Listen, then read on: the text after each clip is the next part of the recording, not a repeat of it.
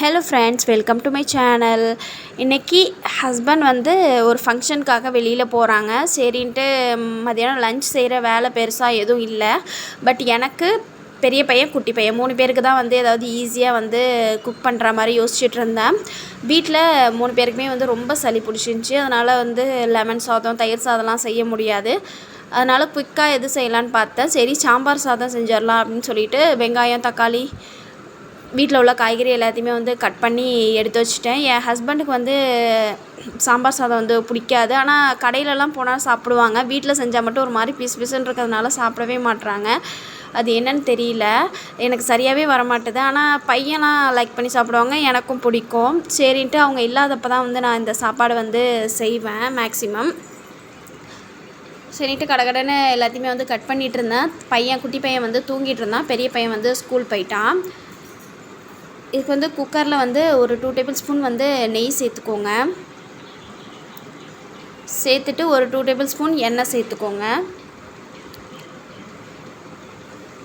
கொஞ்சமாக வெந்தயம், கடுகு, ஜீரகம் நல்லா பொரிஞ்சதுக்கப்புறமா கருவேப்பிலை, 2 பச்சை மிளகாவை கட் பண்ணி சேர்த்துக்கோங்க. சேர்த்ததுக்கப்புறமா வந்து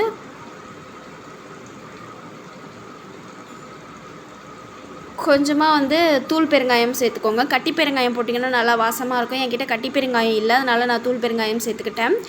இந்த கட் பண்ணி வச்சுருக்க வெங்காயம், தக்காளி எல்லாத்தையும் நல்லா போட்டு வதக்கிக்கோங்க. அது கூடயே கொஞ்சமாக மஞ்சத்தூள், கட் பண்ணி வச்சுருக்க காய்கறி, தேவையான அளவு உப்பு சேர்த்துக்கோங்க. அப்புறம் கொஞ்சமாக வந்து மிளகாத்தூள் சேர்த்துக்கோங்க. ஒரு குட்டி நெல்லிக்காய் சைஸ் வந்து புளியை கரைச்சி அதோடையே சேர்த்துக்கோங்க. அரிசியும் பருப்பு ஒரு 10 நிமிஷமாக நான் தண்ணியில் ஊற வச்சுருக்கேன்.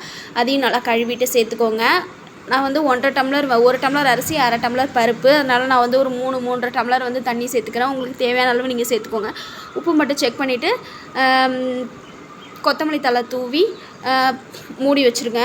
குக்கர் விசில் போட்டுட்டு ஒரு 3 to 4 விசில் விட்டு எடுத்திங்கன்னா நல்லா சூப்பராக வந்து சாம்பார் சாதம் வந்து ரெடி ஆகிடும்.